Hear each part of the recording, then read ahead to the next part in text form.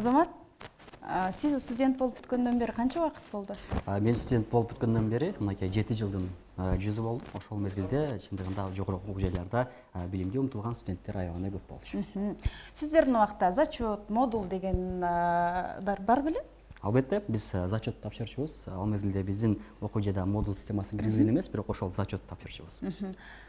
Сиздердин группада ошо тайпалаштарыңыздар билимин акчага да сатып алган учурлар боло беле? Сөзсүз түрдө андай нерселер эгерде өзү Сиз акчага сатып алдыңыз беле билимиңизди? Жок, андай нерсе менде катталган эмес. Сөзсүз түрдө анткени мен сабакты калтырбай, такай улам предметтерге катышып дегендей сабактардын мугалимдердин айткан тактиканы аткарып, зачетту автоматтык түрдө эле алчумун.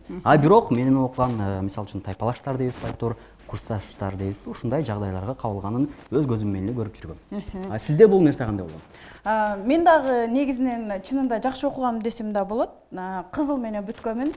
Билимимди баягы өзүмдүн мээнимдин жетишинче окугамын, жакшы окугам десем болот. Бирок сиз айткандай мен да тайпалаштарым билимин акчага сатып алган учурларда кездешкен. Мына ушундай учурлар азыркы учурда дагы кездешүүдө, студенттер, айрым студенттер билимин акчага сатып алышууда. Дал ушундай темада бүгүн Эл айтсын ток-шоусунда сөз кылабыз. Саламатсыздарбы?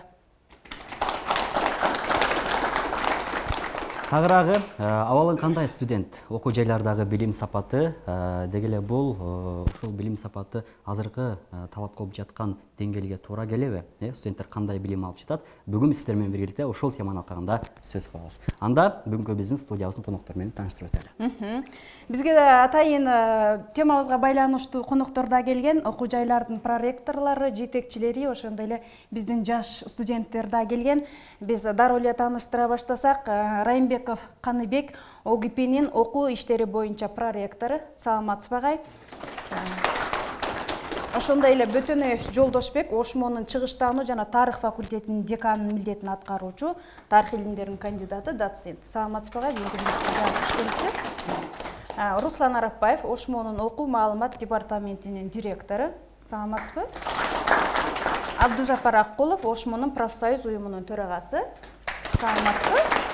Ошондой эле Зарипбек уулу Санатбек жаштар парламентинин куратору. Саламатсызбы? Ошондой эле бизге Айсулуу Аскарбекова жарандык активист. Саламатсызбы? Жана ошондой эле Ошмонун Рыспай Абдыкадыров атындагы Таланттар академиясынын директору Догдурбек Акималиев. Жана ошондой эле жалпы окуу жайларды деги эле ошол билим сапаты кызыктырат деген студенттер бул жерге жыйылган. Жалпыңыздар кош келиңиздер. Биздин студенттердин арасында өзгөчө дагы бир студент бар. Ким деп турсаңыз, Азамат? Бектурали Исамиддин уулу президенттин Үмүт стипендиясынын ээси. Саламатсызбы? Дал ушундай студенттер бүгүнкү күндө дагы бар. Чындап айтканда биз булар үчүн сыймыктанабыз. Азыр дароо эле биз ток-шоунун алдында чакан бир видео сюжет жасадык элек. Ошого көңүлүбүздү бурсак, андан соң талкуубузду улантабыз.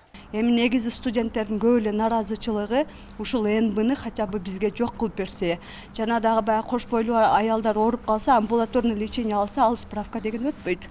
То есть справка өтөт качан гана больницага мындай жатып калганда.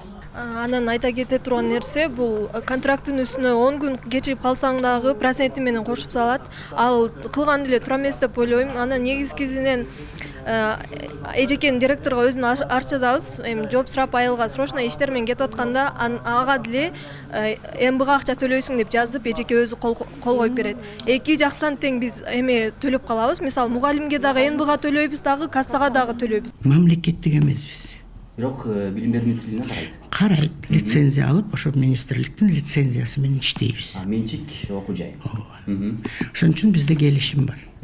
Келишимдин негизинде биринчи окуу жылына окуу төлөмү окуу жайына кабыл алынган күндөн тартып 10 күндөн кечиктирилбей төлөнөт. 10-сентябрга чейинки төлөнбөсө 10% төлөм көбөйөт. Бул келишимде бар. Бар. Кол коюшкан. Билим берүү сапаты канааттандырабы азыр биз Кыргызстанда? Сапаты канчалык деңгээлде болобуз? Сапаты начар.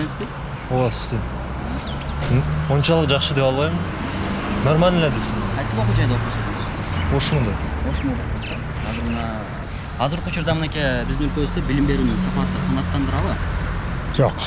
Эмне үчүн Bileyim, nеберелерим жакшы окушпайт ошончо эле. жогорку окуу жайларчы Жогорку жайлар билбейм, мен сүйлөшкөн эмесмин да окугандарым. Мен не демекмин, жогорку окуу жайларда билим сапатын сурап атасыңар. Билим сапаты эми мурдагы деңгээлге караганда 80-нчи, 70-нчи жылдарга салыштырмалуу караганда начар. өзүңүз студент Мен студент болуп Бишкекте окуганмын, бирок чындыгын айтканда биздин окуган мезгилибизге салыштырганда азыркы деңгээл өтө эле начар. Канааттандырат деп айтсак да болот, канааттандырбайт деп айтсак болот. Азыр коррупция күчөп, мындай билинип эле турат, студенттер акча берет, мугалимдер коюп берет. Албаган мугалимдер дагы бар анын арасында, бирок алгандары көбүрөөк деп ойлойм да. Алып анан бизге мигранттар көп келип атат. Эмне үчүн Өзбекстан жактан келип атат студенттер? Алардан мен өзүм сурадым, мага келишти да, биякта жумушум боюнча мага келишти. Эмне себептен бияка тапшырып атасыңар биз жака десем, биз жакта окуш окууга тапшырыш кыйын, акча көп кетет, окуш да кыйын. А бул жака келсең акча менен өтүп кирип кете беребиз деп өзү айтышты.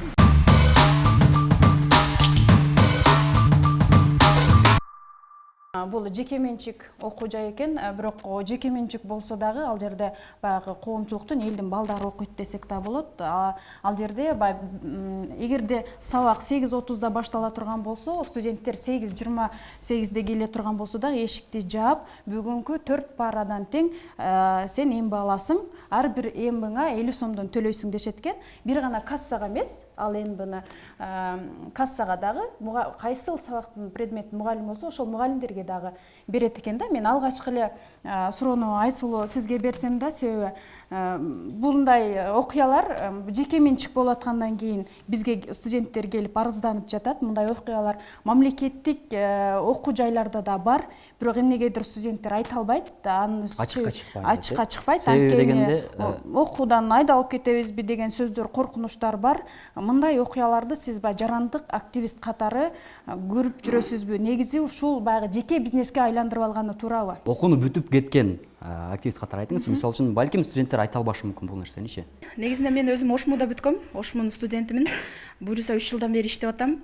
Жеке болобу, мамлекеттик болобу, негизи студенттердин кандайдыр бир иш-чарага колдонгону, мындай бир өздөрүнүн пайдасына колдонгонуна мен негизи каршымын.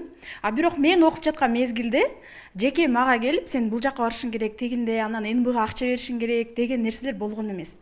Анткени мен өзүм деле сизге окшоп Кызылга бүткөмүн. Мен өзүм группада мындай бир активист кыздардын бири болчумун, окуп жүргөндө эле андай нерсеге кабылган эмесмин. Ал эми НБларга келсек, жеке менчик ишкана, то есть ишканабы, окуу жайбы, аларды деген бир орган көзөмөлдөш керек.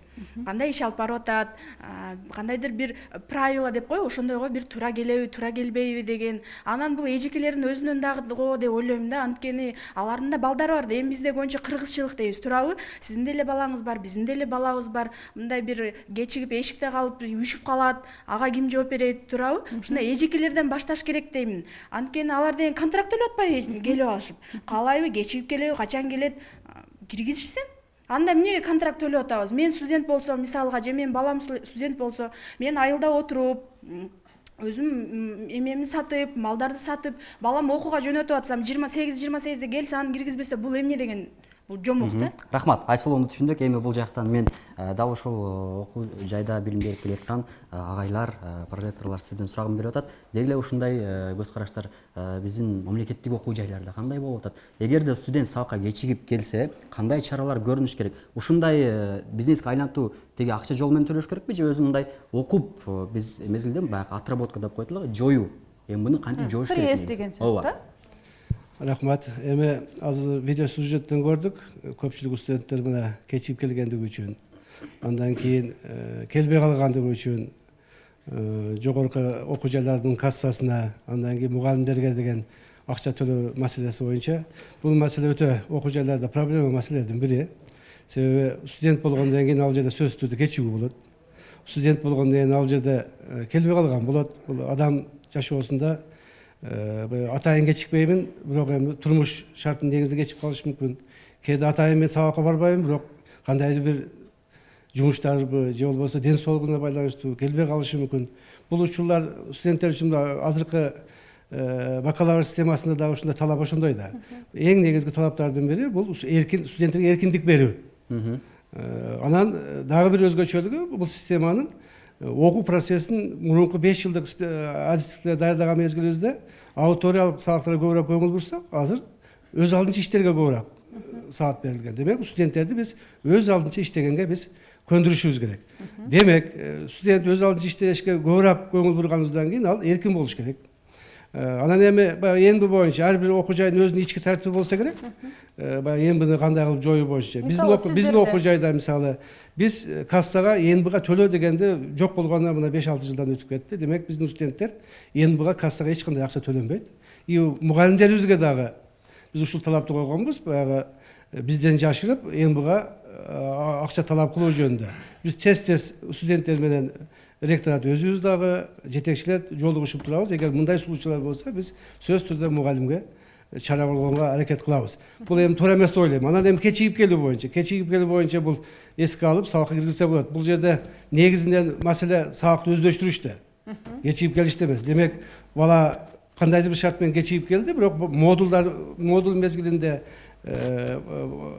сабакты өздөштүрсө, аны биз эске алышыбыз керек. Анан бизде мындай деген нерсе бар. Мугалимдер үчүн штрафной балдар деген бир киргизилгенбиз баягы модул системасында. Демек, кечигип келгени үчүн мугалим алган баасынан штрафтык балды төмөндөтүшү мүмкүн. Демек, бала ошол штраф балын албаш үчүн демек келгенге аракет кылыш керек. Ошол эле мезгилде 10 балга чейин премиалдуу бал деп коет, баягы жакшы сабактан катышпай, сабактан калбай катышкан балдарга демек 10 бал кошуп берет.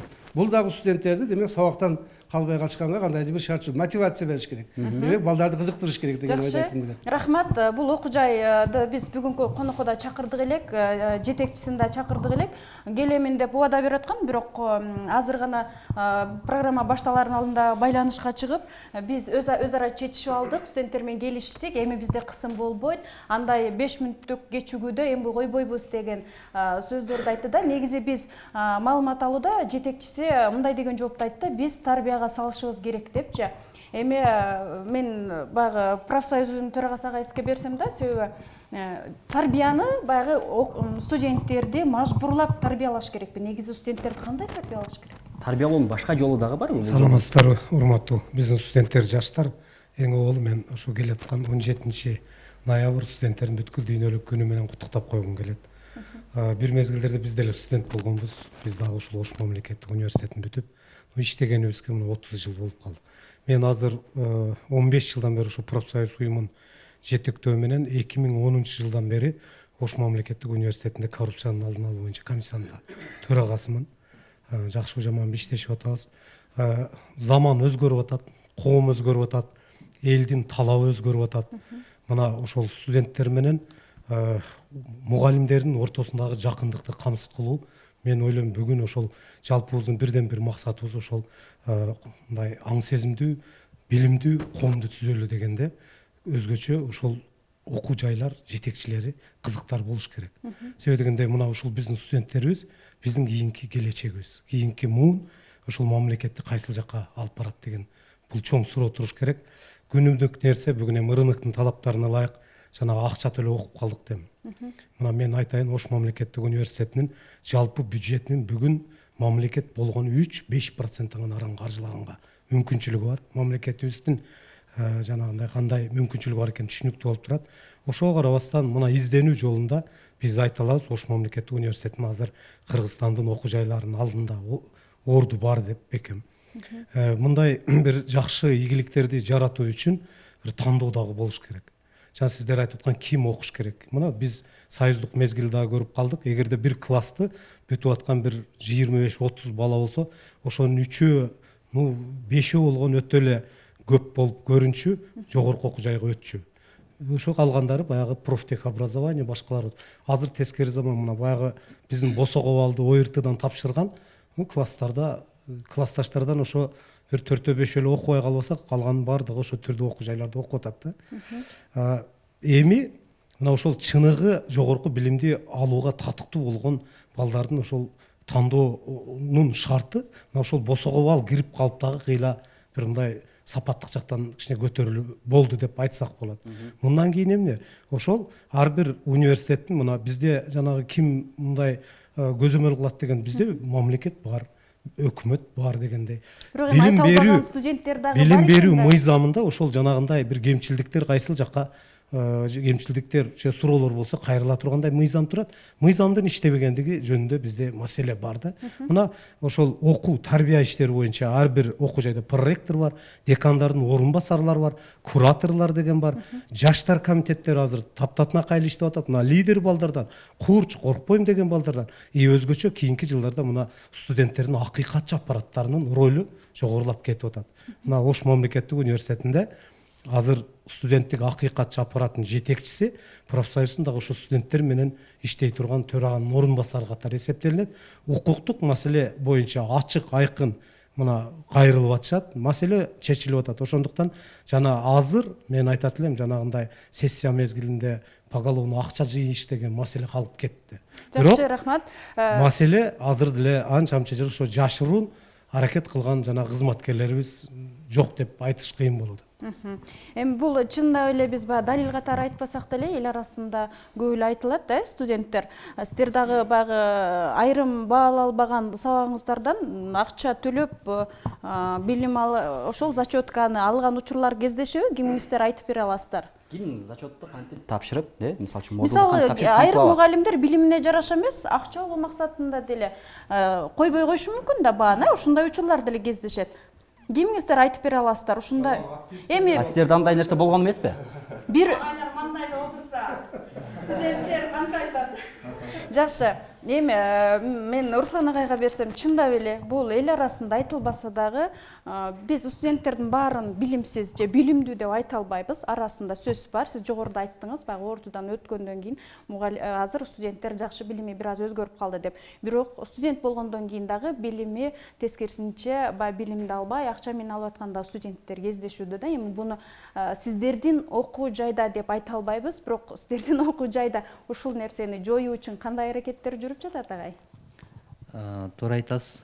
Биринчи ушул биздин негизги максатыбыз эмне, анан ушул кандай иш аракеттер болуп атат, эмне кылышыбыз керек деген суроолордон баштасак, эң биринчи негизги максат студенттердин максаты бул билим алуу да. Ошого тиешелүү ошо окуу жайлар билим бериш керек, коом ошого жардам бериш керек жана башка деген маселелер бар.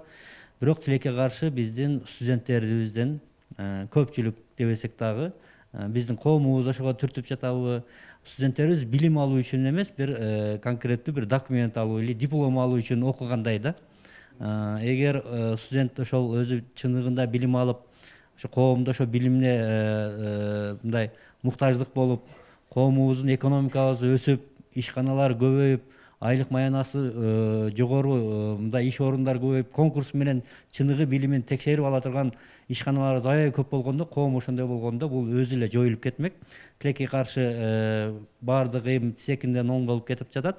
Анан ошондуктан кээ бир жерлерде дагы ошол билимине эмес, дипломуна жана башка түрдүү субъективдүү себептерге карап жумушка орунашып жаткандыктан ошол көпчүлүк студенттерибиз ошол билим албай эле билимди түрдүү жолдор менен ушундай терс жактарга терс элементтерди аткарып атат десек болот. Бирок биздин окуу жайда мындай иш аракеттерди жолго коюу боюнча бир канча иш чараларды аткарып атат. Бизде атайын бул бир гана окуу жай эмес, мамлекеттик деңгээлде укуктук нормативдик актылар аябай көп. Бунун менен каршы күрөшө турган ушул системдик коррупцияны демонтаждоо пландары бар, атайын коргоо кеңешинен чыккан, өкмөттүн деңгээлинде, окуу жайынын деңгээлинде жана башка деген ушул иш пландары боюнча биздин окуу жайда бир канча иштер жүрүп атат. Эң негизги мындай бизге жемишин берип атат дегенибиз, биз билим берүү системасында санариптик технологияларды колдонуубуз, ачык айкындуулук, ушул баардык жер автоматташтыруу. Студенттер менен жеке келип өз алдынча баарлашып турасыздарбы? Ушундай сиздерден мисалы мугалим акча талап кылып жатабы деп сурайсыздарбы? Балким мына азыр студенттер көз алдыңыздарда, сиздер келе электе айтып атты эле, биз чындап эле айтабыз деп. Азыр эми маңдайга Айсул айтмакчы, маңдайыңыздар отургандан кийин айта албай калышты да. Бизде маалыматыбыз бар. Эми билесиздер, чындыгында жогоруда агайлар айтып өткөндөй бир канча институттар бар, куратор деген жетекчилик аны иерархиялык түрдөчү. Бирок азыркы заманбап технологияларды биз колдонуп жатабыз. Эң биринчиден бизде атайын маалымат системабыз бар. Ошонун жардамында ар бир сессиядан кийин окутуучу студенттин көзү менен деген анкетирлөө жүргүзөбүз. Бизде билесиздер 30 миңден ашуун студент бар. 30 миңден бир 10 миңден жогоркусу күнүзгү бөлүмдө окушат дагы 10 миң студент менен мындай көрүшкөнгө дагы бир жума убакыт кетет да. Ошондуктан булар ээн эркин ошо системасында жылда анкетирлөөнү жасашат. Окуу жайларда камералар барбы? Окуу жайларда бардык корпустарда биз 2-3 жылдан бери камераларды орнотуп жатабыз. Камералар жөн эле мындай көзөмөлдөбөстөн ошо сабак окутуучу менен студенттердин сабагын үнүн менен жазып, аны сабакта анализдөөгө мүмкүнчүлүктөр бар. Агай, мынакей жогоруда биз тасмада көрдүк да, бул жерде мисалы үчүн контракт төлөө боюнча контракттын мөөнөтү бир күн өтүп кеткенден кийин анын үстүндө 10% төлөм. Мындайча айтканда, ошол тиги кредит алып, үстүнө кошуп, үстөк төлөгөндөй эле болуп атпайбы? Негизи студент окууга киргенден кийин контракт канча убакытта төлөйт? Анан негизи ушундай бир жагдайлар кабылганбы? Бул боюнча кантип иш-аракеттер жүргүзөсүздөр? Жеке сиз өзүңүздүн баягы окуу жай жөнүндө айттыңыз, анткени ошму жөнүндө агайлар кеңири айтып кетти. Жеке көз карашымда деле ал таптакыр туура эмес. Ал кызыл кулактык деп эсептелинет. Андай кылган адамды кулакка тартыш керек да. Анан эң негизгиси бизде кыргыз коомчулугунда мектептин деле мугалимин, университеттин деле мугалимин ата-энелер баш болуп, басага алып, тепкилеп, мамлекеттик бийлик машина мугалимдердин статусун абдан төмөн түшүрүп, мугалим азыр ким болуп калды? Мугалим коркок, мугалим эки жүздүү, мугалим жалтанчаак, бирок колун көтөрсө деле башын ылдый кыла калат, качан чабет деген даражага жеткизип койду да. Мен дагы мугалимдин баласымын. Мугалимдин баласы деп биз кичинекейибизде ата-энелер, окуучулар бизге жасакерленет эле да, мындай айткандачы. Бизди көтөрүп, конфет берет эле. Эми ал кандай мааниде айтып атам мен мунучу? Мамлекет мугалимди бардык жагынан коргоп алат эле да. Азыр андай эмес. Азыр мугалимди бардыгын мугалимди күнөөлөйт. Эми мына мен деле 14 жылдан бери иштеп атам университетте. Контракттан отчислениеге кеткенде ата-энеси келет. Окууга тапшырып атканда договорду жакшы караган эмес. Ал жерде жазылып турат, контракттын 50%-ын сентябрдын 10-на чейин төлөш керек. Калган жарымын экинчи жарым жылдык февралдын 10-на чейин төлөш керек дейт. Эми азыр бюджеттик орундар барган сайын мамлекет кыскартып контрактка өттү. Бул деген акчасы бар окуйт, акчасы жок окубайт деген эле сөз. Бул экинчиден. Үчүнчүдөн, мына 14 жылдан мен аз эле билем, мына башыман өткөн. Баласы бирөө менен мушташып милицияга түшкөндө келет ата-энеси. Мындай тынчылык мезгилде келбейт да. Окуудан айдалганда келет, анан келип алып, анан мугалимди кураторун баш кылып, ректорго чейин күнөөлөп кетет. Балким сиздер тараптан ата-энелер менен байланышуу жоктур. Эми бул мектеп менен университеттен айырмачылык бар да, туурабы? Паспорт алган, өзүнө өзү жооп берет мыйзам боюнчачы. Ата-эне тынчылык мезгилде келип, балам эмне деген сабак окуп атат? Кайсы предметтерди ким деген окутуп атат? Адис окутуп атабы же адис эмес эле адам окутуп атабы деген ата-эне да жок да. Саналуу эле адам келбесе, ошон үчүн баягы кемигинде де бар, керкисинде де бар деп айткым келет да. Ошон үчүн ата-энелер тынчылык мезгилде дагы шаарга канча жолу келишет өзүнүн үй бүлөлүк маселеси боюнчачы. Ошондо эми ошко келген адам окуу жайга жетпей калбайт да. Бир күндү баласына арнап, кызы баласына келип, кызыгып, керек болсо укугу бар, сабагына катышып отурса болот. Кайсы профессор сабак өтүп атат, сабагы жактыбы, өзүнүн пикирин айтса болот. Анан жогоруда агайлар айтып өттү. Атайын ректорго Нур газетасына деп мисалы бизде яшиктер уюштурулган. Студенттик акыйкатчы жана жаштар комитети факультеттин жетекчилигине айтпай өздөрү барып анкета алып кетишет. Анан аны жанагы интернетке чыгарып берип атышат, газетага чыгарышат. Анан аны факультеттин жетекчилиги чакырып алып мугалимди, сенин үстүңөн анкета болуптур деп. Ушул жерден сурай берейинчи сизге. Ошол сизде иштеген факультетте канча мугалимди ошондой жазаладыңыз? Ушундай сен туура эмес кылдың же сен ушул студенттен ушунча сом алып коюпсуң деп. жазалуулар болду? Мына эң жаңы эле маалымат биздин окуу иштери боюнча проректор кече атайын жанагы почтабызга жөнөттү, анкеттирлөөрүн алып кетти. Даже биз өзүбүз билбейбиз. Факультет жетекчилик, студенттик институт өзү иштеп атат да. Омбудсмен, жаштар комитети деген өзү эле иш алып кетип атат. Барып, анан почтаны ачып кара деди. Карасам, кафедра боюнча анализди окуу информациялык департаменти менен биргеликте жөнөтүп коюптур. Ахматов Ташмат мынанча балл алды, Эшматов Ташмат мынча алды. Мына мугалим мисалы жакшы сабак өтөт, бул анча эмес. Муну кийинки окуу жылына сунуштабайбыз мугалим катары деген сыяктуу студент анонимдүү түрдө азыр бет маңдай отурганда коркушу мүмкүн, бирок алар бет маңдай эмес отурганда реалдуу оюн билдирип атат. Ал түздөн түз ректоратка жетет. Анан ал жак төмөн жака кайра кайрылат. Могу мугалимдин үстүнөн мондай арыздар түшүп атат. Тигиндей сын пикири бар. Бул азамат экенин мактап атат деген жакшы пикирлер. Рахмат. Рахмат. Эми бул мынакей агайлардын айтканын көрдүк. Негизи эле студент дагы өзүнүн сабакка кызыгыш керек депчи. Мисалы үчүн арабызда кызыккан студенттер да бар, анан кызыкпаган эле студенттер бар да. Эмне үчүн ушул бизди кызыкпаган студенттерге суроо бергим келип атат? Эмне үчүн биз окууга кызыкпай жатабыз? Же балким биздин ошол окуп жаткан предметибиз, же болбосо ошол окуп жаткан кесиптегибиз, адисибиз биздин талапка жооп берип, мындай заман талабына жараша атайын бир билим бербейт, мугалим жатабы, кандай болуп атат? Сиздердин оюңуздар кандай? Көпчүлүк студент биринчи гана университетке келгенде мындай башкача кыялдар менен, ойлор менен келет да. Анан келип эле мугалимдер сабак өтүп баштаганда, анан өзүнө мындай мугалимдер сразу басынтып кетет экен. Биз өзүбүз күбө болдук. Келгенде эле силер студентсиңер, силер башкача уже чоңоюшуңар керек, башкача формат менен өтүшүңөр керек деп эле студентке басым көбөйө баштайт экен. Анан кийин мындай мектептегидей болсо даярданып келсең болот да. Бул жерде көп тема берет экен. Бир эле сабактан 6-7 тема берип коет экен. Андан биз күнүнө 7 сабакка даярданып барышыбыз керек. Ал өзүңүздүн адистик кайсыл адистикке окуп атасыз? Азыр дүйнөлүк тилдер, жана маданият. Үлгүрбөй калып атасыз да, Үлгүрбөй калып атабыз. Бир сабак анан акча берүүгө туура келет. Акча берүүгө туура келгенде дагы кээ бир айрым мугалимдер өздөрү мажбурлайт да. СРС жазып келесиң. СРСиң 1-2 тамга туура эмес болсо эле буну албайм деп студентти коркутуп, сен кийинкисине 60 балл алып киришиң керек, болбосо сени зачет тапшыра албайсың деп студентти коркутат да.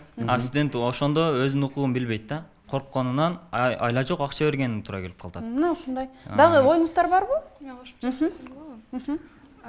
Мисалы үчүн алган эмес, басымдуулук гана эмес. Мисалы үчүн кээ бир мугалимдер эскиче окуган да. Ошол замандын предметтерин да, ошол замандын предметтерин кайра эле бизге бере берет да. Мындай актуалдуулугун жоготкон темалар болот. Мындай биз мисалы үчүн эл аралык стандартка жооп берген адис болушубуз керек да. Бизге мындай Кыргызстандан нары чыкпайт да. Эл аралык деңгээлге жооп бербейт. Сиз алып жаткан билим сизди канааттандырбай жатат. Мына ушундан улам дагы баягы студенттер кошумчалаңыз, баягы билимине болгон кызыгуусу артпай, акча берүүгө туура келип атат. Баягы дипломду алыш керек болуп атат да.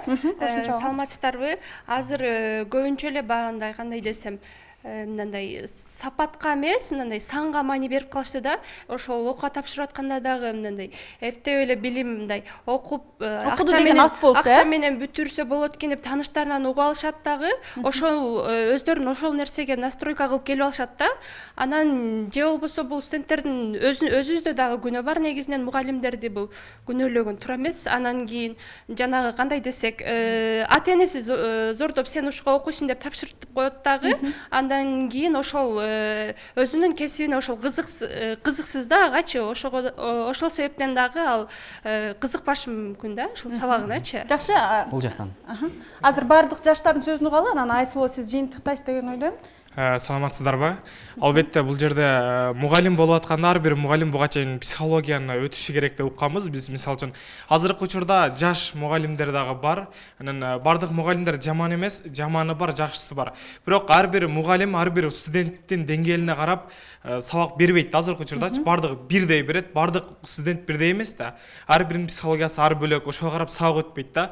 Мугалим деген ар бир мугалим да ички психолог болуш керек. Ар бир студенттин баягы билим деңгээли билим билип кандай ой жүгүртүп атат психолог катары болуш керек, себеби ал мугалим бардыгы бирдей түшүнө бербейт. Андан сырткары, мисалы үчүн биз күндө 6 пара болсо 6 пара тең катышып, тытынып окуйбуз, бирок 6 пара келбеген студенттердин сессиясы биздикинен караганда тезирээк бүтөт, анан бизден караганда чоңураак балл алып коет да. Ошол нерсе өкүндүрөт, ушул нерсе дагы бизде өкүндүрөт. Ушул нерсе балким эми агайларга азыр кошумчалай берсин. Анан кээ бир мугалимдер мындай жакшы окуган гана студенттер менен иштешет дагы, бактагы түшүнбөгөн студенттер ошол боюнча калып кетет. Кээ бир учурлардачы ошондой учурларга өзүм мындай азыркы учурда мен экинчи кесибимди окуп жатам, ошо кездешип атат да ушундай нерселер мендечи. Дагы бул жакта алдыңызда отурган кыз. Саламатсыздарбы? Негизи биз мектепти бүттүк, жогорку окуу жайга окуйбуз деп тапшырабыз да. Анан кебирки сиздер айтып кеттиңиздер, акча алышат, же средств жазышат деп. Негизи бакалавр болгондон кийин средств жазышыбыз керек ар бир студент. Анан акча алган себеби бизде билбейм, мен дүйнөлүк тилдер жана маданият факультетинде окуйм. Ал жерде акча алган мугалимдер дээрлик жок да. Анан алышкандар бир экөөнүн уккам, алар сабакка келишпейт. Саламатсыздарбы? Артыбызда турган бардык студенттер, мен ойлойм бүгүн 17 ноябрь студенттер күнүндө дагы ушундай активист, өзүнүн позициясы билген, прогрессивдүү, билимдүү жаштардан улам бүгүн кайсы бир деңгээлде майрамга айланган. Ошондуктан баарын майрам менен куттуктайм. Анан сыймыктуу студент катары чакырганыңыздарга рахмат, терең ыраазычылык билдирем. Анын менен катар баягы көрбөгөндүн көргөнү курусун дегендей, анан бир сөз керек, албетте буйруса тилекке каршы деген сүйлөмдөрдү эң көп колдонгон мезгилге келип атабыз. Ошентсе дагы мен ар ким өзүбүзгө жооп берсек, менимче проблема азыраак болот биринчиден, экинчиден башканын акысына кирбей же моралдык дагы чабуул койбосок, сиз баягы жаш активист катары, сиз билимдүү инсан катары жаныңыздагы досуңуз билбей турса үйрөттүкүңүз келеби же мен өзүмө жооп берем, досум өзүнө жооп берсин деп басып кетесизби? Жок, ошону айтайын деген максатта атай алып атам. Ошондуктан жалпы үндү жеткирүү максатына келдик. Бирок кечигүү дагы дайыма сабакка кечиккен демек турмуштан деле кечигиши мүмкүн. Ошондуктан баягы сабакты 5-ке бүттүм, бирок турмушу дагы 5-ке бүтүшүм керек. Жана кээ бир арасында айтып атабыз. Диплом үчүн мейли башкага акчасына койсун, чыныгы турмуштан ордун табууда бүгүн көпчүлүгүңүздөр байкабаңыздар керек. Дипломдун деле абдан маанилүү болбой калды. Адамдын чыныгы эмгеги, чыныгы жетишкендиги, чыныгы мамиле кыла алуусу, же баягындай эле сөздөргө көптүк көзөгөл болот деп көпчүлүк баягы жалгыз аттан чаң чыкпайт деген сөздөргө карабастан, бир дарак бар, бир токойго алмашпайт. Бир барак бар, бир китепке алмашпайт. Ошондуктан мен ойлойм артымдагы студенттер бардыгынын артынан кеминде көптөн студент эрчите алган ушундай активист болуш керек. Ошонун үнүн жеткирели деген максатта келдик. Бирок биринчи өзүбүздү түптөөнүн негизинде анан башкага басым коюуну мен туура деп эсептейм балким. Ошондой. Бирок мен башканы басымдуу максатым эмес, чоголуп кетиш керек. Бирок биринчи ошого үлгү боло алгандан кийин, биринчи эле башкадан эмес. Рахмат, оюңузду түшүндүк. Айсулуу. Рахмат. Негизинде студенттердин ушундай активдүү катышканы менин жүрөгүм аябай жылытып атат. Агайларга болгон ойлорун, пикирлерин ачык айткан аябай жүрөк жылытат. Чындап, бетме-бет отуруп мен аябай сүйүндүм чындыгындачы. Анткени биздин убакта биз окуп аткан мезгилде биз тартынчу элек да, мындай бетме-бет отурганда анан биз тартынбайт эле, биз коркот элек да. Агайлар азыр барат да, мени бир кабинетке чакырат, сен эмне болуп атасың десе, мен эмне дейтин.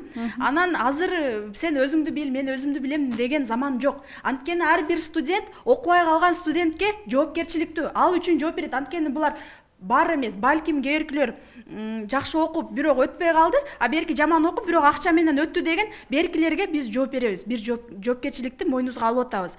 Ал окууга келди, окуп айтат, балким ал өтпөй калган окуучу өтүп окуш жакшы окушу мүмкүн. Анан да агайларга айтып кетчү нерсе, сиздердин билимиңер, окуучуларга, студенттерге болгон билимиңердин кантип өткөзүп билим берип атасыңар дегендин бир деңгээли кайсыл учурда билинет айтайынбы? Мен мына окууну бүтүп өзүм жумушта, мамлекеттик жумушта буйруса 3 жылдан ашык иштеп атамын, окууну бүтүп эле ишке киргем. Бизге студенттер келет да, практика өтүшөт да. Анан биз студенттер келгенде элечи биз монтеп сиз айтмакчы болуп ата-эне дейт го. Биз ата-энесинен эме кылбайбыз. Бул кайсы жерден келди, кайсыл окуучуну эмен агайдын, кайсы окуу жердин окуу жайдын окуучусу дейбиз. Биз сразу эле ошол ошму, ошту, огипи ошону ойлойбуз биз сразу эле. Биз каерде ата-энеси эмне кылып атат, келдиби, келбедиби аны ойлобойбуз. Силердин билим деңгээлиңер ишканага келген, практикага келген студенттерден эле билинип калат. силер отурасыңардан 1-2 студент силерге кол чаап, ой агай сонунсуз десе, силер сүйүнөрөсүңөр да. Негизи силерге эмес, негизи окутуп аткан агай эжелерге. Бизге келет да, биз сурайбыз, кайерден келдиң? Эмне биз келгенде эле мындай каалайбызбы, каалабайбызбы, встречают по одежке дейт да. Келгенде мамлекеттик жумушка келгенде практикага кантип келишет билесиңерби силер? Силер билесиңерби кантип келет? Силердин эле студенттин Ошмун, эми көпчүлүк басымдуу бөлүгү Ошму экен, Ошмуну сүйлөйүн макул. Силер агайлар билбейт. Агайдын бирөөсү да келип туруп, мен окуучум кандай өтүп атат практиканы, 8:30-дан 5:30-га чейин келип атабы деген эч ким жок. Ата-энелер макул, алар эми ар кандай жашоо турмуш шартына байланыштуу Москвада болуп калат. Алар келип сурабайт, Ошмун агай эжекелер, мен окуучум кандай окуп атат, практикада жакшы өтүп атабы деп э?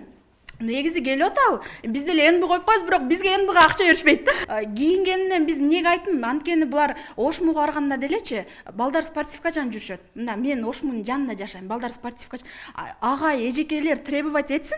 Силер формачан келгиле, силер Ошмуну сыйлагыла, барктагыла. Ошму деген Кыргызстан боюнча кандай сонун жер турабы? Мен Ошмуну бүткөм, мен сыймыктаным менен айтам да, мен Ошмуну бүткөм, ошончо ушундай кадр болуп иштеп жүрөмүн, агайлардын эжекелердин тарбиясын алганмын деп мактанам.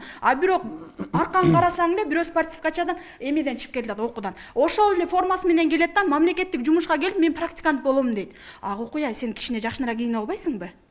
Эжекен келип эртең эмне мындай жүрөсүң десем, эмне дейсиң десе, унчукпай көздөрүн жалдыратып, эки көзүн төрт кыл көрсөтүп турат. Биз ошондо эле билебиз, кайсы окуу жайдын студенти кандай окутат, агайлар жакшыбы, ошолорду карап эле биз баа берип коебуз. Саламатсыздарбы? Бул жерде биздин студент достордо анан агайлар отурат. Мен бир нерсени айткым келип атат. Негизи ар бир адам өз миссиясын билиш керек да. Студент өзүнүн милдетин, ал эми мугалим. Бардык мугалимдер алгач студенттер университеттин окуу жайдын босогосуна аттагандан кийин кураторлор өзүнүн группасы менен жолугуп, таанышып анан баштайт. Уже 18-ге толдук, силер жогорку окуу жайдын студенти болдуңар. Сиздин сөзүңүзгө жооп кылып атам да. Окуу жайга келгенден кийин сөзсүз түрдө жок дегенде пол классика көйнөк кийип келгиле же болбосо костюм кийип келгиле деп. Андан сырткары дагы декандын тарбия иштери боюнча орун басарлары дагы студенттер менен иш аракетте жүрөт. Эми студенттин өзүнүн ар жагында кыргыз айтылбы, дээринде жок болсо аны кыйын да. Айтыштын кажети жок дейсизби? Жок, айтып сөз айтып мен айтпаймынбы? Мугалим айтат, биринчи куратор айтат. Декандын тарбия иштери боюнча орун басарлар баары жүрөт, иш аракеттер жүрөт. Анан адамдын өзүнөн дагы болот да, 5-6 жолу айтат. Аны утуруп эле ал нерселерди айтып бербейт. Анан жанагы акча берүү, акча алуу боюнча дагы өз оюмду билдирип кетейин. Мисалы, мен деле активист болуп бүттүм, жакшы окугандардын бири болчумун. Мен ал жерден баарыңардан эле сурагым келип атат. Жакшы окуган студенттен эч ким, мисалы, акча сурабайт да, мисалы силердин. Анан баягы сабактан калган ким сабакка келбеген, анан өзүнүн окуусун айылдагы ата-энесинен баягы сөз укпаш керек да. Сен эмне отчисление болуп кеттиң деген сөздөр болот. Ошону бүтүрүш үчүн сөзсүз түрдө студент кантип бүтүрүштүн жолун издейт. Жолу мугалим сурабайт, мугалимдин көзү сунуштайт. Бүтүрүп алайын. Жакшы, Доктурбек, оюңузду түшүндүк. Негизинен коррупция боюнча мен айта кетпесем болбойт. Бул жерде окуган, окубаган студент эмес. Бул жерде ким келди, ким келбеди. Окуган студент, конечно, бербейт. Бирок окуган студент 4 алып, окубай келбей жүргөн студент акча берип туруп анан 5 алса, ошого зээни кейт да. Эмнеге мен келип, НБ албай жүрүп, мен 4 алам? Бул деген бирөөнүн таанышынын таанышы келет дагы 5 алат дейт. Ошого эле зээни келген. Булар активдүү жаштар, мен ойлойм, булар баары эле келишет. Андай бир таныш-панышы деле жок эле, өздөрү жакшы окушат, кыйратышат. Форма боюнча мен негизи башка мамлекетте да жүрүп келгемде, акыркы жолу Душанбеде болдум. Мондай экен да, кийим сабакка формасы жок келсе, анан айткен, сен деген биздин мамлекетти сыйлабайсың, сен деген окуу жайды сыйлабайсың, сен мол агайларды сыйлабайсың. Агай эжекелердин туруту канчалык туурабы? Булар келип алып өздөрүнүн жашоо турмушун таштап коюп, бияка келип алып сабак өтүшөт тура. Ал деле кыйын. Биз деген агай эжекелер требовать этиш керек. Сен без форма келесиң, болду, мына келбе, сен эч кимди уяткарыш керек да, негизи студенттердичи. Сөзсүз айтылыш керек. керек ушул тема. Рахмат. Мына студенттердин оюн уктуңуздар, агайлар. Бирөөңүздөр баягы микрофон сурап жооп береби десем, эч кимиңиздер сурабай эле угуп атасыздар да. Студенттердин оюна кошуласыздарбы? Туура эле айтып жатабыз. Мен негизинен ошол коррупция маселеси болуп атат. Мен бул жөнүндө айта кетейин, түздөн түз иштешип аткан, жана сиз сурап атпайсызбы конкреттүү депчи. Конкреттүү бир топ мисалдарды келтире алабыз. Бир топ мугалимдер иштен четти, баягы эсиң барда этегиң жый дегендей өз каалоосу менен эле кеткен бир топ эле учурлар бар. Эми анын фамилиясын конкретно айтсак азыр бир моралдык жактан туура эмес болуп калат. Мына медицина факультетинде бир доцент соттолгонго чейин барды. Мына жакында эле мени жалган айттырбайт, ал жерде жетекчилер дагы отурат. Математика информациялык технологиялар факультетинен бир агайды ошол ФИМОдон жана бир аз акчага кириптер болгондугу боюнча маселе койдук. Өзү кетти, тазалап коюп атабыз. Эми мындай бир болячкалардычы. Анан эми жанагы Айсулуу аябайында гражданский бир позициясы күчтүү кыз көрүп атабыз, ошо биз сүйүнүп атабыз чындап. Мына мени бир кубандырган нерсе, мына кийинки жылдары студенттердин ошо активдүүлүгү өсүп аткандыгы. Былтыр эле бир 2 жыл мурун эле бир ринг уюштуралы деп ошо омбудсмен ошо студенттердин активдүүлүгүн күчөтө билсе, 4-6 команда араң болчу да. Мына кече жакында 16 команда катышты брейн рингте.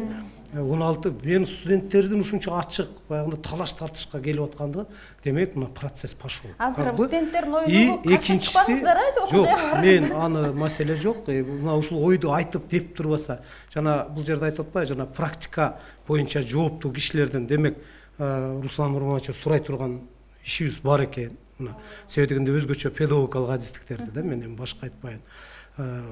Мен бүгүн эле мынакей кыргыз-түрк факультетине мен сабак дагы берем, лекция. Мени сүйүндүргөн ошо 19 студент болсо, почти 100% күндө сабак келет. Мына сентябрдан бери байкап келатам. Мен ошол студенттердин көзүн карап туруп кантип алдайм, кантип аны замен кылам бирөө менен, же кантип бир күн сабакка келбей коем. Маселе барган сайын биздин дагы жоопкерчиликти көтөрүп атат деп айтсам. Демек жаштар ошол анан талапты койгондо да бизде баягы образовательный стандарт деген бар. Менимче бул жетекчилер отурат, булар дагы айтыш керек. Мыйзам жакшыбы жаман, биз ошонун рамкасында сыйлашыбыз керек. Билим берүү стандартында тигил предметтин эмне кереги бар дегендей вопрос болуп калышы мүмкүн. Но жанагы мектеп программасынан жогорку окуу жайына келгенде жогорку программаны бир аз окутуп атпайбызбы, ал керек.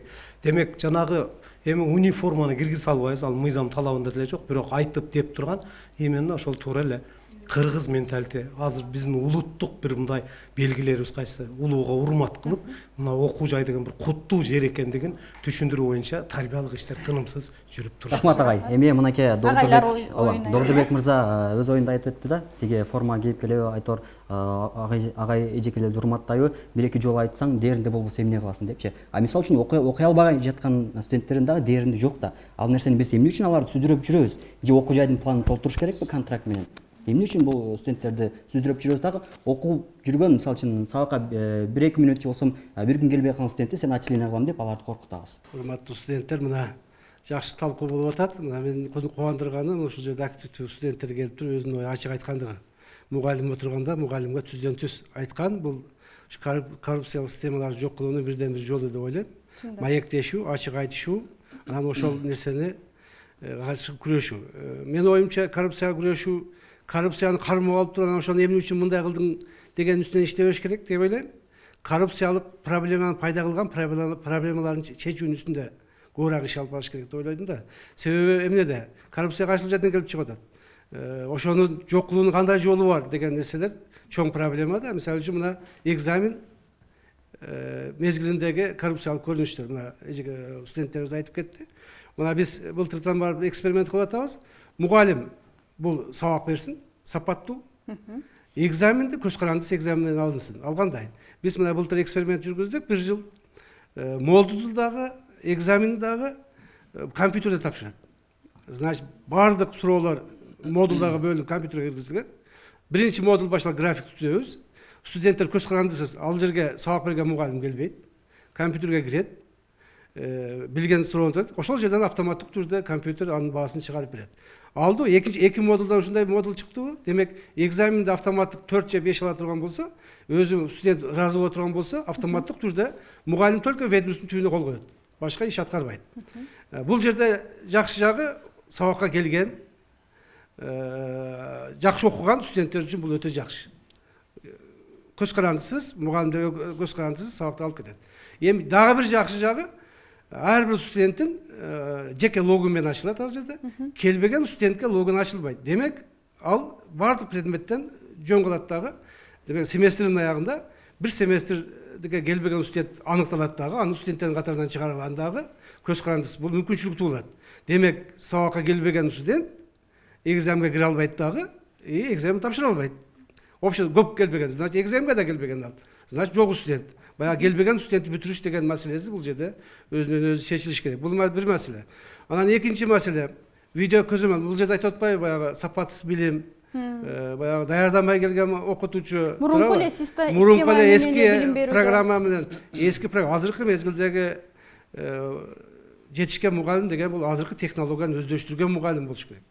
Илгерки сиз айткан туура айтты. Эгерде ошол системаны иштеген болсо, ага биз чара көрүшүбүз керек да. Демек, видео көзөмөл бар. Ар бир сабак өткөн жерге видео көзөмөл коюш керек дагы. Тиешелүү адамдар сапат тарабынан бул көзөмөлгө алынып туруш керек. Азыркы мезгилде жогорку окуу жайларда 70-80% кабинеттер уже видео көзөмөлгө өттү. Үнү чыгарылуучу видео көзөмөлдөр.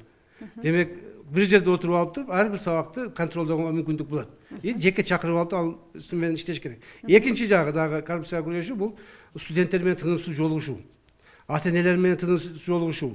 Анан эң негизгиси иш берүүчүлөр менен сапатты көтөрүш үчүн тынымсыз жолугушуу болуш керек.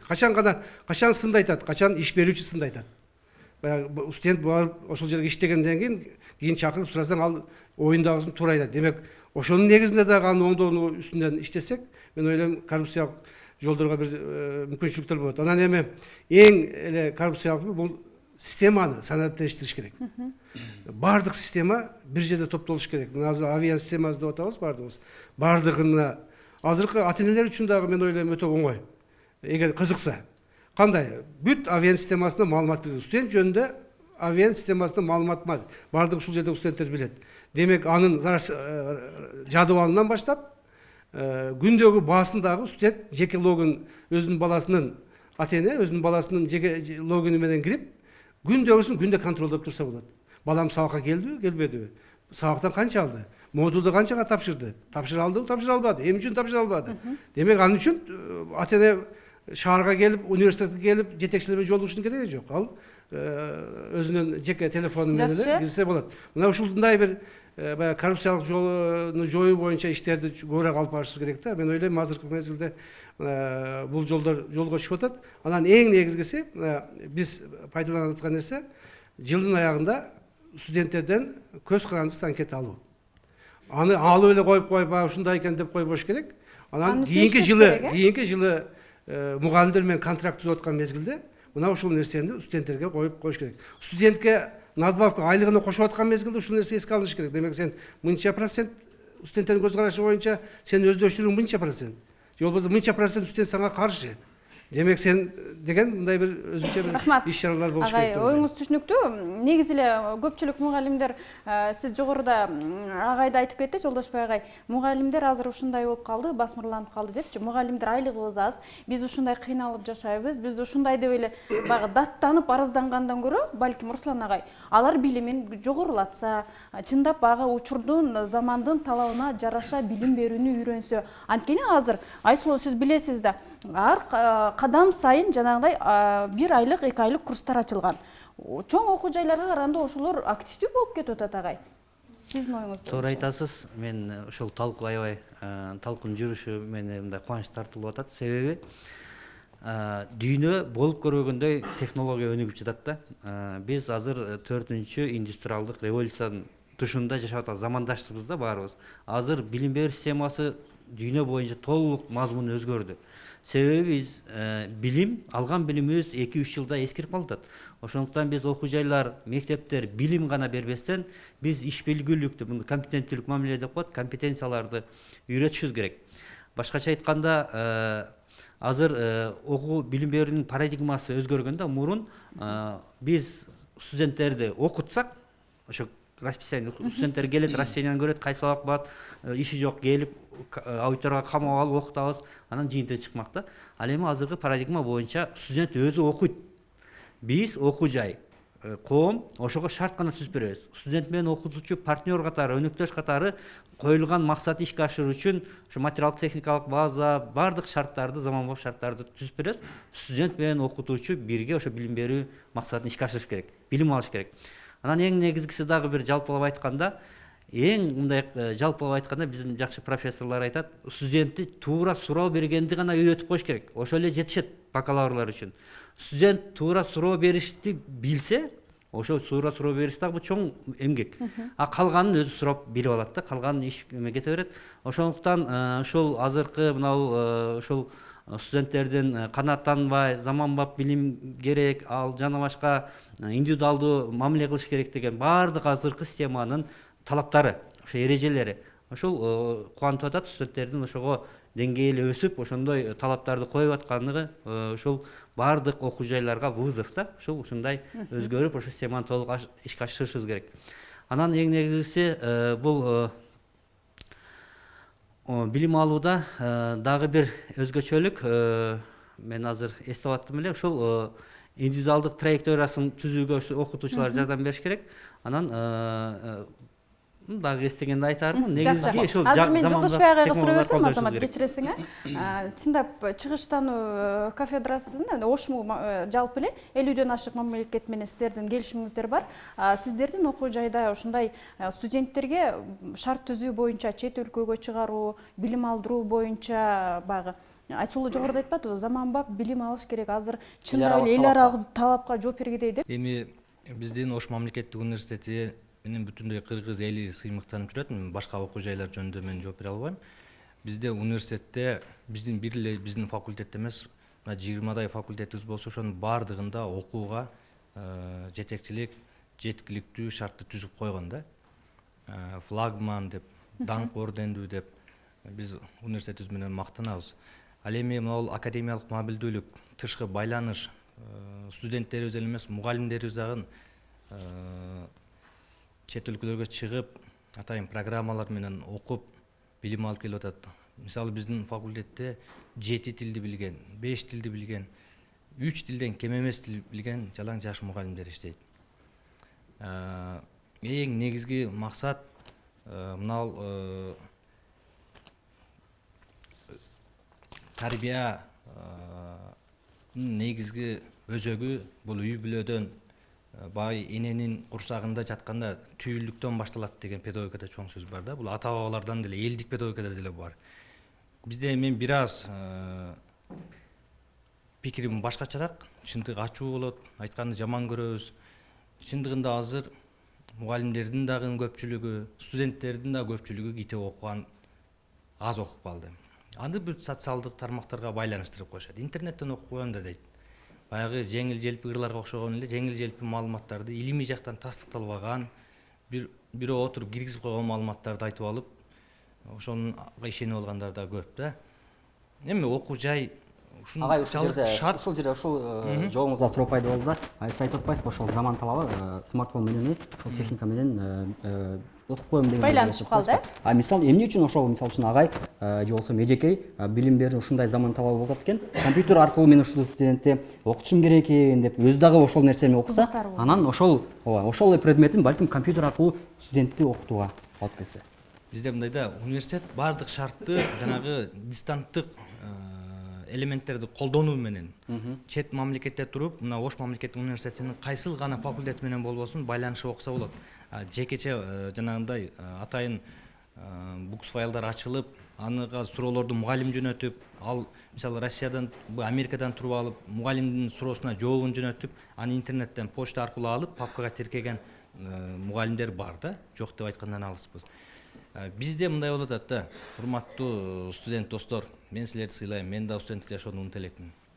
Агайларды да сыйлайбыз. Баардык нерсе бул билим берүүнүн сапаты, бул аудиториядагы студенттин деңгээлинен көз каранды болот да. Расписание эмнеге илинет? Багыт берүүчү эртең могул мугалимдердин сабагы болот дейт. Кечкурун кетип атканда ошону телефонго тартып кетебиз. Биздин мезгилде жазып кетет элек. Мейли, азыр WhatsApp бар, башка. Анан эртең ошол профессор бой жөнөкөй мугалим сабакка киргенде, баягы мурда 90 мүнөт эле, азыр 50 мүнөткө өтүштү, туурабы? 50 мүнөттүн ичинде здравствуй, до свидания эле болуп калды. бул деген жалкоо мугалимге табылбай калды деген сөз туурабы? Темасын жаздырып, планындагы суроосун жаздырат, адабиятын жаздырат, анан үйгө тапшырма берет, үйгө тапшырма бүтүп калып атат. Эми ошондо анан акырында протокол үчүн мындай айтканда суроо барбы деп коет. Жок. Аудиториядан бир дагы суроо жок. Эмне үчүн жок? Себеби аудитория Түшүнгөн жок да, Жок, кеп анда эмес, түшүнгөндө эмес. Макул убакытты айталат. Себеби ал расписанияны эртең ушул сабак болот дегенде студент дагы багы Кудайдан үмүтү бар студент жакшы окуйм, мен мыкты кадр болом деген китепканадан китеп алып, келип баягы мугалимге суроону бергенде, мугалимге сабак боло турган болуш керек да. Вот ошондо анан сапат болот. Биз о камераларды коюп алып, же диктофондорду коюп алып, же ошол мугалимдин сабагына декан кирип алып аркасында коркутуп отурганда сапат болбойт. Сапат качан болот? Студенттер активдүү болуп суроолорду бергенде, мугалим 1-2 жолу суроого жооп бере албай калып уят болгондо, анан кечкурун 10-да жатып албай 12-де жатат. Түндөсү саар менен 6-да туруп алып 7-ге чейин сабагын өзүнүн үстүнөн өзү иштеп, анан 8-де келип сабак өткөн деңгээлге жеткенде, анан жакшы билим болот. Рахмат. Анан ата-эне боюнча мен дагы бир жолу айткым келет. Кол чап коелу. Үй бүлөдөн башталат дегеним, ата-эне бул ошол коррупциянын булагы дагы ата-эне. Эми ата-энелер түшүнөт деп ойлойбуз. Себеби хорошо баласы келип келбей жүрдү. Акыркы экзаменге келгенде акча сурады. Биздин Кыргызстандын жаштары көпчүлүгү өзү иштеп өзү акча таппайт. Андайлар аз процентти түзөт. Бардыгы ата-энесине кайрылат, же тагасына, же энине, туурабы? Анан ушу балам элдин катарынан кем калбасынчы, пас болуп калбасынчы, сөз кыска болуп калбасынчы деп анан атасы анан уюм сатып болсо да алып келип берип атат. Мен ошон үчүн ата-эненин күнөөнүн көбүрөөк күнөөлөйм. Капа болбогула. Хорошо кызым, же балам мен берейинчи акчаны. Канча болсо берейин, жүрчү. Сен дайым сабакка барсаң, сен жооп берсең, анан кайсы жинди сенен акча сурап атат. Басчы, ректоруна болсо деле киреличи деген ата-эне жок. Ата-эне да кайдыгер. Себеби азыр мындай болуп калды, 11 классты бүткөндөн кийин айыл жергесинде жаштарда 3 эле вариант бар. Же эптеп жана 110 балдан өтүп кетиш керек, кайсыл окуу ал мааниге эмес. Же Россия Казакстанга кетиш керек, же үйлөнүш керек, же турмушка чыгыш керек. Үчөөнүн бирөөнүн жасабаган жаштар багы астатак товардай болуп калып атат. Өзүн жаман сезет, туурабы? Алгач биринчи биздин сөзүбүздө каршы чыкпай түз жакшы кабыл алгандарыңызга рахмат, ыраазычылык билдирем агайларга. Анан азыркы учурда айтылып атат да, мисалы дагы эле жана мугалим психолог боюнча кайрылып кетейин. Биз өзүбүздүн группалаштар менен айтайын, группада кайсыл ага экенин айтпай эле коеюн. 103 кабинетке киргенде группалаштарыбыздын бардыгы жакшы окуйт. Агай ушунчалык жакшы сабак өтөт, урушпайт, психологиялык деңгээлде бардыгын Агайды мактап атсаңыз атын айтып коеруңуз да. Үсөнбаев агайды, аны Кыргызбай деп коет университет агайлары. Бул жакшы агай, э? Анан өтө жакшы агай, себеби окубаган студенттер башка сабакта окубайт, мугалимдер урушат, ал чында окубайт. Бирок именно ошол агай Үсөнбаев агайдын сабагына киргенде бардыгы жакшы окуйт. Себеби агай сабак өтүп аткан учурда, мисалы жаман окуган студентке суроо берсе, калганыбыз унчукпай турабыз, ал билбесе агай аны билдиргенге аракет кылат. Мисалы үчүн жооп бер, анан кетейин деп эркелетип айтат, ал студент кадимкидей жооп берет, жакшы окуп кетет да. Үсөнбаев агай ушундай. Мотивация жакшы берет экен да. Мугалимдер бакырып, кыйкырып, студенттин жүрөгүн чыжырат, студенттин окуусу келбей калат. Анан жаман окуган студенттерди окуудан четтетиш керек деген дагы ой айтылды, бирок мен ага кошулбайм. Жаман окуган студент жок. Аны кандайдыр бир деңгээлде жакшы окутса болот мугалим, психологиялык деңгээлден аны жакшы окутса болот. Анан студенттер өзүбүздө дагы өтө чоң күнөө бар, аны мойнубузга алышыбыз керек. Мисалы үчүн мен Казакстанга, Кореяга, ошол башка өлкөлөргө чыгып келгенмин окуулары боюнча. Анан мен өзүм азыркы учурда корей тилинде ошол тилдерде сүйлөйм. Анан Кореяда жүргөндө, мен Түштүк Кореяда жүргөндө библиотека, китепкананын ичи толо студенттер. Окуу бүттү, бардыгы бактарда, мисалы үчүн сейил бактарда отурат, бардыгы китеп кармап отурат. Ошол жагы бар. Бирок Кыргызстанга келгенде ал нерсе бардыгы тетири көрүнүш. Китепканаларга киргенде биз китеп окубайбыз, аны мойнубузга алабыз. Сейил бактарда селфи кылып Инстаграмга жүктөп, э? Ооба. Жакшы, рахмат кошумчаңыз. Ал жагын мойнубузга алабыз, ошон үчүн биз дагы жакшы окуганга аракет кылабыз. Мугалимдерди деле жамандабайбыз. Жаман мугалим бар, жакшы мугалим бар. Анан биз көбүнчө түнкү саат 1-2-ге чейин телефон чогушууга кечигип калышыбыз мүмкүн, анда моюнга алабыз. Бирок бул чындык нерсе. Чындык нерсе, 1-2-ге чейин телефон чогуп ошончо уктап калышыбыз мүмкүн. Ошол нерсенин бардыгын биз китепке айлантсак, биз жакшы окуйбуз деген үмүттөмүн. Мисалы мен бир китеп окуганда, акыркы сөзүм, бир китеп окугамын, энциклопедия. Аны окуганда мен ойлодум да, мен бар жокту билип калдым деп ойлодум. Анан экинчи китепти окудум. Экинчи китепти окуганда бардык нерсени билгениме күмөн санадым. Анан 3-чү китапты окуганда эч нерсе билбегенди түшүндүм да. Ошондой нерсе бар экен. Ошон Кол үчүн чаап койсок болот. өзүбүздө дагы билимди жогорулатайлы. Жакшы, кыскача оюңуздарды айтыңыздар.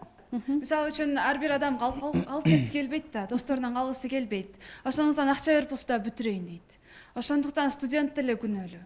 Мугалим ушинтип эле жыланга окшоп эле акчасын соруп туруусу келбейт да. Мугалим деле ишин бүтүрүп кеткиси келет. Бул биринчиси. Экинчиси, студент окубайт, мугалим кыйкырат. Бир кол менен кол чапса болбойт да. Экөөндө тең күнөө бар. Мисалы үчүн мугалим өзүнүн компетенциясын билбейт. Ал мындай керектүү деңгээлде сабак бере албайт. Ошондуктан студент да окубайт. Ада нарагында мындай желание, кызыгуусу жок. Ошол себептен болушу мүмкүн. Мисалы мен деле мобилдүүлүк боюнча окуп келгем, Германияда окуп келдим. Ал жакта мындай боло турган бала кичинесинен эле да, окуйм деген студент окуйт. Ал аны эч ким зордуктабайт, оку, мынаны бил дебейт. Ал өзү лекцияга барат, өзү окуйт, өзү экзамен тапшырат. Жакшы, рахмат. Дагы акыркы ой. Ушул сүйлөгөн кыз менин группалашым болот. Группада эң жакшы окуйт. Мен болсо ошон үчүн сүйлөп атат дейсиз. Ошон үчүн сүйлөп атат. Мен болсо эң жаман окуйм. Мен ошон үчүн сүйлөп атам. Агай айткандай, мен айылдан бүтүрүп, өзүм айылдан бүтүрүп келгемин. Же окууга тапшырыш керек, же болбосо ол жинди эмес экен деген эле далили да. Же окууга тапшырыш керек, же үйлөнүш керек, же болбосо акча табыш керек. Мен болсо акча таба албайт экенмин. Мен эч ким албай койду. Мен окууга тапшырдым. Окууга тапшырып келдим. Бирок мен эч нерсе билбейм. Бул неге? Мен биринчи класстан бери мен не кылып жүрдүм? 11 жыл мен мектепке не максатта барып келдим деп ойлонуп баштадым да. 3 жылдан бери ошон менен мен алектим да. Ошентип эле мен окууну бүтүп кетемби деп ойлонуп атам да. Эми болсочу. Азыр 3-курсуз. 3-курсмун. Дагы деле өзүм жооп бере албайм да ушуга. Жок, мен 11 жыл мен не кылып жүрдүм дейм да. Азыр 3 жылдан бери ойлоном ушул суроого, өзүм жооп берем. Экинчи курста Казакстанга барып окуп келдим. Экинчи курста Казакстанга барып окуп келдим. Азыр кайтана пед колледждерди жок кылып салыш керек. Колледж деген нерсени жок кылып салыш керек. Мен мектепте окуп өтпөй калгандардын баары колледжге тапшырылат да, кайра эле барып мектептерди жаман кылып туруп, дагы эле ошентип чыгарып Ошол эле кызыкпаган барып мугалим мектепте сабак берет. Кызыкпаган эле, билбеген эле мугалим кантип башкаларга мынтип не багыт бере алат дейм да. Жакшы. Айсулуу? Студенттерчи, агайлар сиздергечи бир аябай сонун нерсе таштады да, ошону силер азыр алып, өзүңөргө алып, мууга барып үйрөтүшүңөр керек да. Булар монтип атат да. Биз деле күнөөлөбүз, бирок 103 кабинетке кирсек биз окуйбуз, 106-га кирсек окубайбыз. Демек маселе каерде? Маселе такалып кайра эле агай эжелерге такалат экен. Көрдүңүзбү? 103кө кызыкпаса да кирип, кызыгып чыкты. 106-га студенттер кызыгып кирди дагы, бирок агай ошол теманы туура эмес түшүндүргөндөн всё кетти да, кызыкпай калды. Макул, анда 103кө кирем дейт. Демек маселе агайлардын профессионалдуулугунда болуп атат. Туурабы? Студенттер кызыгуу менен макул киребиз 106га окуйлу деп 103төн ушундай мотивация менен чыкканда, ушундай бир дем күч менен чыкканда кирсе эле ал жакта лажа да полная, понимаете? Демек биздин маселе агай менен эжекелерде болуп атат. Дагы бир силердин өзүңөрдүн кандай окутканыңардын бир статистика деп коебузбу, ошону каяктан билесиңер? Силер өзүңөргө бир статистика кылсаңар болот да. Менде окуган студенттин канчоосу азыр Кыргызстанда жумуш менен камсыздалган, канчоосу жумушу жок жүрөт. Эгерде салыштырганда жумушу жок жүргөндөр көбүрөөк болсо, демек сиз оюңуздагы мындай жакшы агаймын деген оюңуз, кечирип коюңуз, анча деле жакшы эмессиз. Сиздердин максатыңар келип эле ошол бир 50 минутталык сабакты өтүп кетиш эмес. Максатыңар ошол бүткөндөн кийин силердин балапаныңар канчоосу иштеп атат, канчоосу иштебей атат деген статистикада силер өзүңөрдүн билим деңгээлиңерди биле аласыңар да. Канчасы студенттериңер критическое мышлениега даяр? Окуудан чыккандан кийин ошол бир тагдырдын бир кыйынчылыгына канчоосу чыдап, ошол жумушта иштеп калды дегенде, булар силердин статистикаңар болот. А силер жөн эле биз чыгарып койдук, мен 50 минутта окутуп койдум дегениңердин бул жыйынтык эмес. Силер санга эмес, сапатка баа беришиңер керек. 100 студенттин 50сү окуса, 50сү иши жок жүрсө, макул, анда орточосуз. А эгер сизде 20сы эле окуп, 80и окуп иштебей калса, анда силерде өзүңөрдүн билимиңерди да ойлошуңар керек да. Силер статистикаңар канча болуп атат? Рахмат. Азыр мен студент кызыбызга, өзүнүн сындаган кызыбызга токтолгум келет да. Ар бир студент күндө эртең менен турганда өзүнө ушундай суроо бериш керек да. Мен эмнени үйрөнүп атам? Мен эмнени билбейм? Эмнени үйрөнүшүм керек деген суроону коюп чыгыш керек да. Мына ошондо мына азыр Казакстанга барып окуп келди деп. Демек биринчи курстан баштап бул кыз да может быть мүмкүн мектептен келгенде башка өзүнүн тең туштарына салыштырмалуу начарыраак билсе керек. Бирок мен азыр эгер ушундай сын пикирмен болсо мен ишеничтүү айта алам, бул азыр алдыңкы студенттердин катарына кошулду депчи. Бул студент үчүн жакшы касиет. Демек аракет бар. Ар бир студентте ушундай касиет болуш керек. Эми мынандай бар, мына мен жетекчи качта айтып коеюн, эми ачык сүйлөшүүгө баардыгыбыз ачык сүйлөшүп атпайбыз. Мына менде ушундай усулчулар көп болот. Студент сабакка келбейт. Анан студенттердин катарынан чыгарасын. Студенттердин катарынан чыгаргандан процесс анан башталат. Акеси башталат, прокуратурада иштеген, акеси, депутат акеси, тууганы, анан ата-энеси келип алат. Ата-энесине айтасың, 3 ай сабакка келбептир. Студенттердин катарынан чыга. Туура дейт. Бирок бир нерсе кылып буну кайра ордуна келтирип койгон. Кайра айтасың, бир нерсе дегенде мен келтирип коеюн. Болупту, келтирелик. Бирок билим жок болуп атпайбы балаңызда? Эртең кандай болот? Мындай дипломдун эмне кереги бар бул балага десең, элге шерменде болобуз. Коңшу колонго шерменде болобуз. Мына ачык сөздө, туурабы?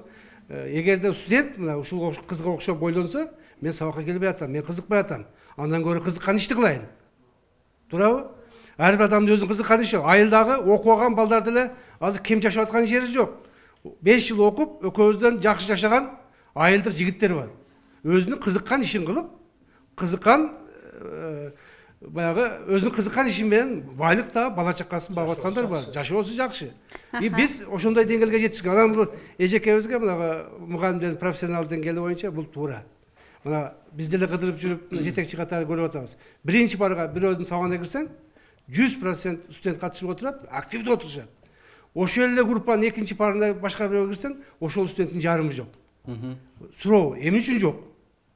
Ошол суроодо ар бир мугалим өзүнө коюш керек. Демек, эмне үчүн жок ал? Демек, студент билет.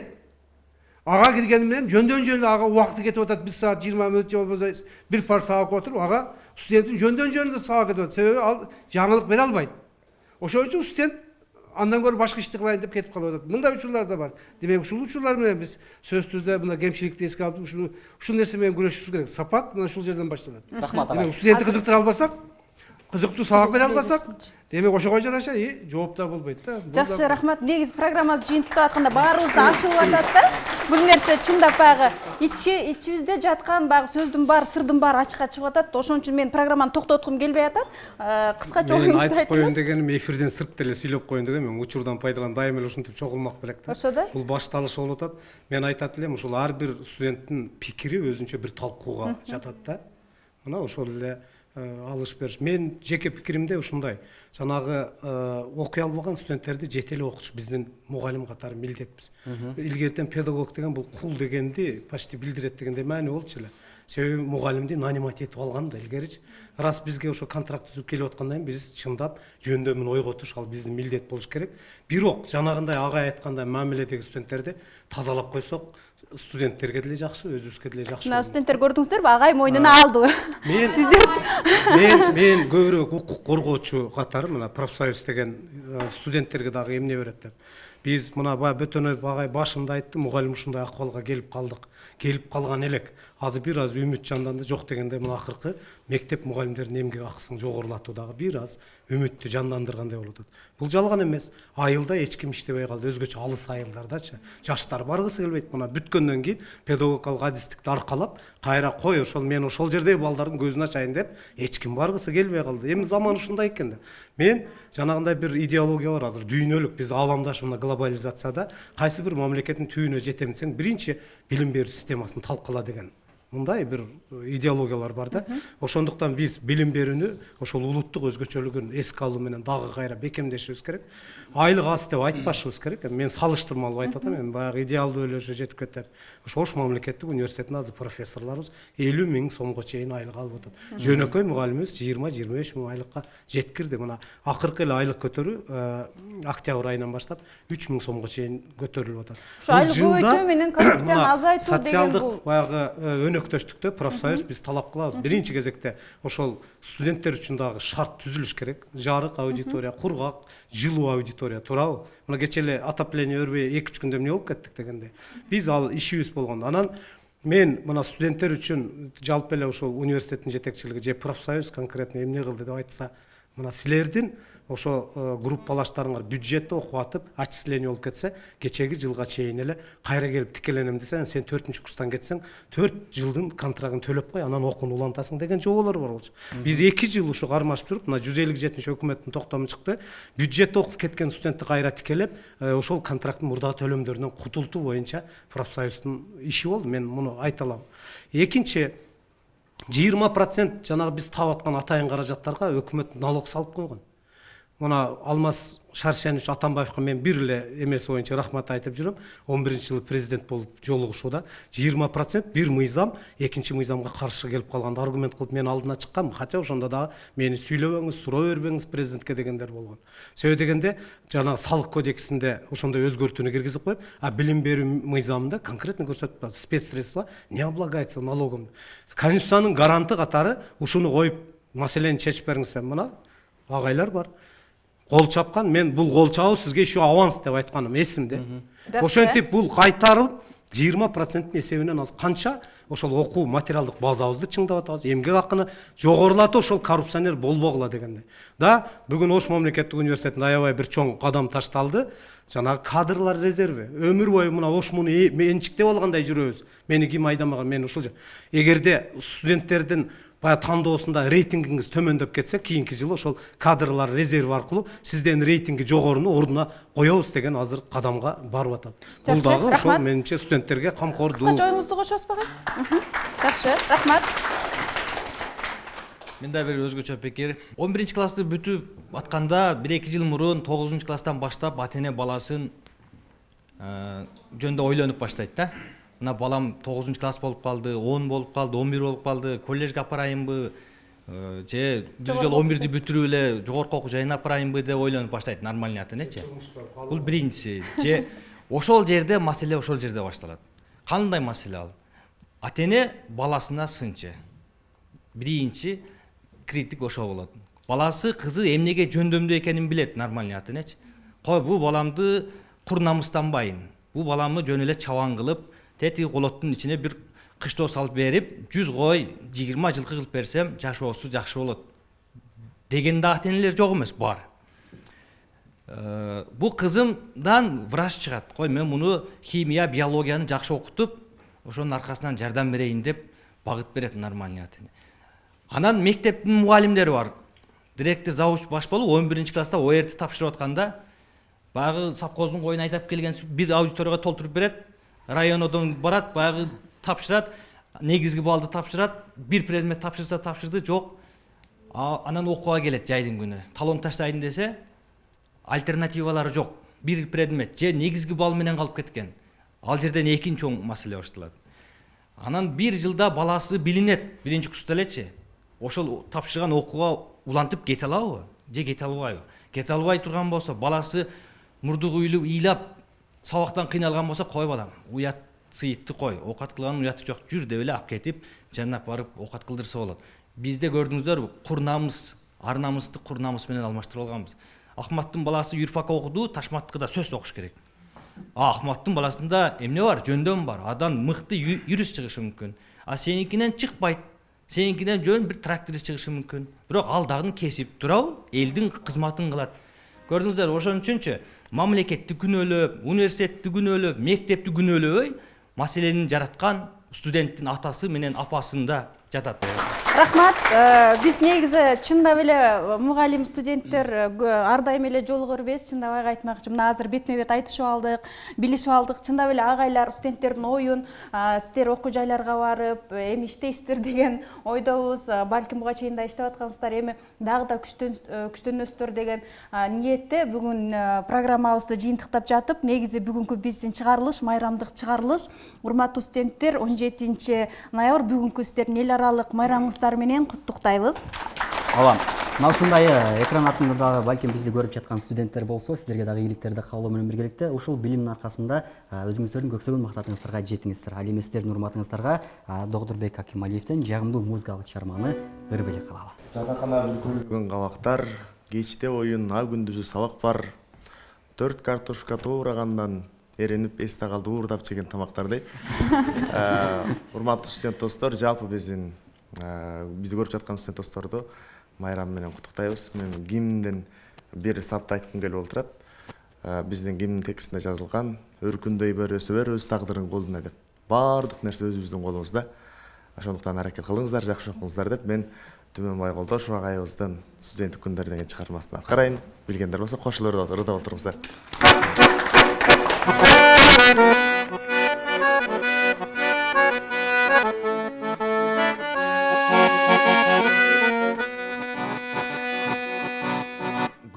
Жок аппак сулуу таңдардай, күлкү абай, сүйүүгө бай, шаңга бай, көңүл кушун көкөлөткөн ого, кандай сонун студенттик күндөр ай.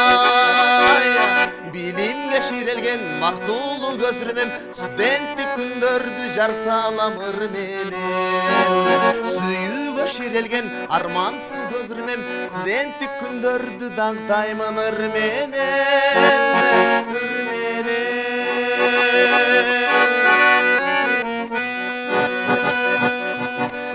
Жатакана ар бир бөлмө тагдырлар, кыз жигиттин дил табышкан жайындай, ару тилек максаттарга чуулганган өтүп барат студенттик күндөр ай. Билимге ширелген бактуулуу көзүрмем, студенттик күндөрдү даңктаймын ыр менен. Сүйүүгө ширелген армансыз көзүрмем, студенттик күндөрдү жар салам ыр менен, ыр менен.